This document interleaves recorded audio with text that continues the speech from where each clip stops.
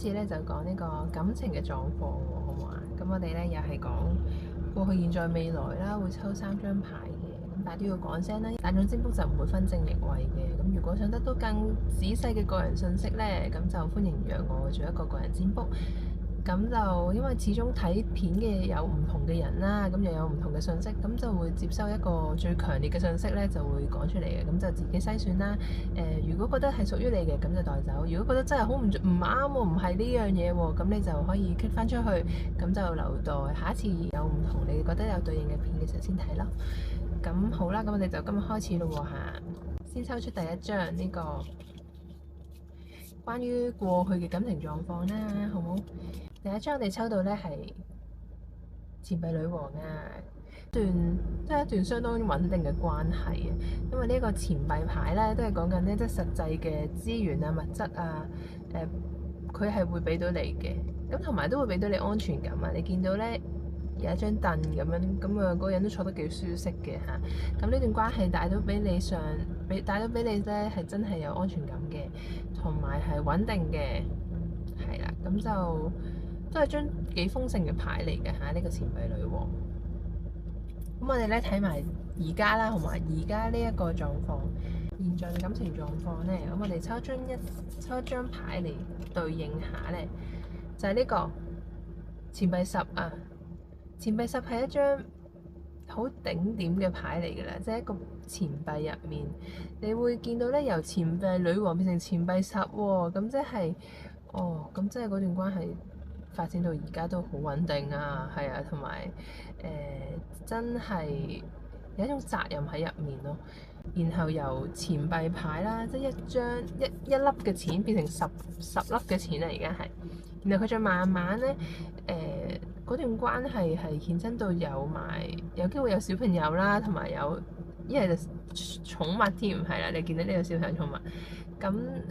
都係一個就係好似好公式化嘅，即係我有少少讀到係，你會覺得其實好冇彈性啊，嗰啲責任咧有啲壓住你嘅，因為你見到即係如果咧你係想問感情，但係佢係咁出啲錢嘅牌咧，即係都真係情感上嘅交流真係會欠缺嘅嚇。你會覺得咧，原來我都好想要啲情緒價值喎，但係原來身邊個人咧係有機會俾唔到你啊。又或者傾心事咧就完全冇呢啲時間，有機會就即係放晒俾小朋友啊，你去 support 呢一個屋企啊，好多一齊。好似起一個城堡咧，即係大家都需要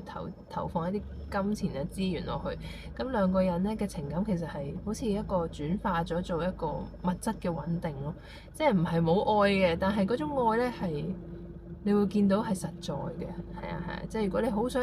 要講，可能要對方講一啲甜言蜜語咧，咁佢可能真係俾唔到你喎嚇。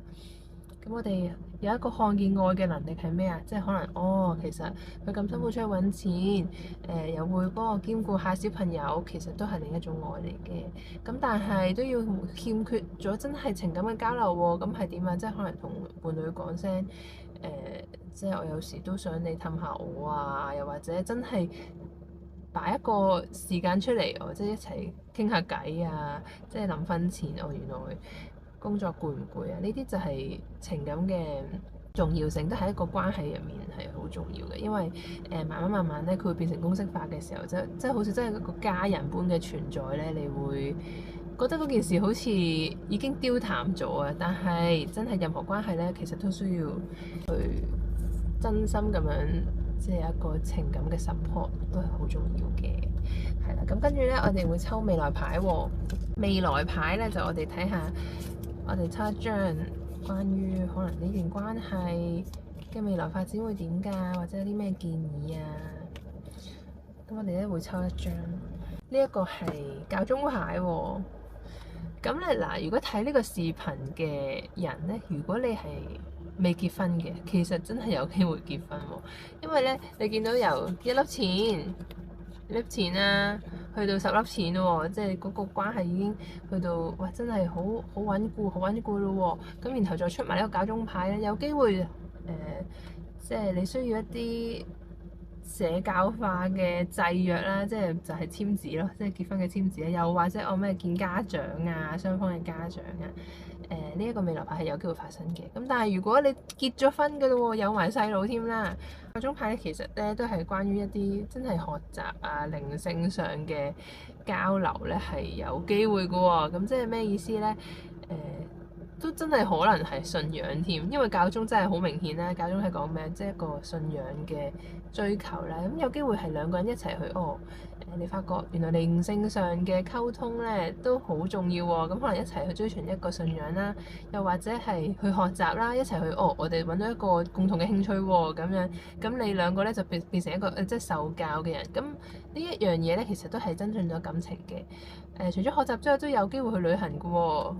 係啊，因為你可能 explore 下呢個世界啦，因為其實教宗都係一啲即係比較再更高層次嘅 level 嘅追隨啦。即係譬如你去旅行都唔係淨係去食埋玩瞓咁樣，咁有機會可能我去到睇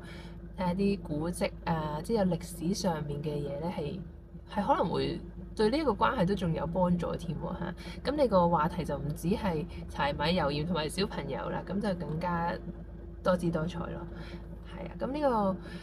但係都有少少建議嘅喎，即係對於即係睇到呢一個感情，你覺得所有嘢都好好對嘅時候咧，有咩建議咧？其實佢係覺得你哋係有升華㗎，即係你諗下由一粒錢去到10粒咯喎，咁即係呢個關係其實係一個 expand 咗，即係好似擴大咗啦，即係你由你哋兩個嘅感情變成一個更鞏固嘅系統啦。咁然後咧再升華到一個咧去到教宗層面嘅關係咧，其實就係一個宇宙觀啊，即係一個世界觀都更加清晰嘅關係咯。係啊係啊，即係好似因為呢段關係，我會去認識呢個世界更加之透徹啊。除咗自己同埋呢個世界同埋人與人之間嘅關係，咁咧就係對自己嘅靈性上都有成長嘅，係咪好似好遠咁啊？但係你就不妨去 explore 下啦，咁你就可能會明有時你覺得好棘嘅位，有機會其實係想你向入面去多啲 explore 嘅啫喎。即係你覺得可能伴侶好沉悶，呢個關係令到我好有責任、好辛苦、好攰嘅話，其實有機會咧，個宇宙可能俾你有多條路去再去探索一下咯。咁你就係啦，保持一個開放嘅心啦，就睇下之後會帶你去到係咪可以去到更遠嘅地方。邀請你喺下面留低呢個心心，接取呢個好運，呢個豐盛嘅好運俾你。咁好啦，咁今日個大眾占卜就去到呢度啦，咁我哋就下星期再見啦，拜拜，再見。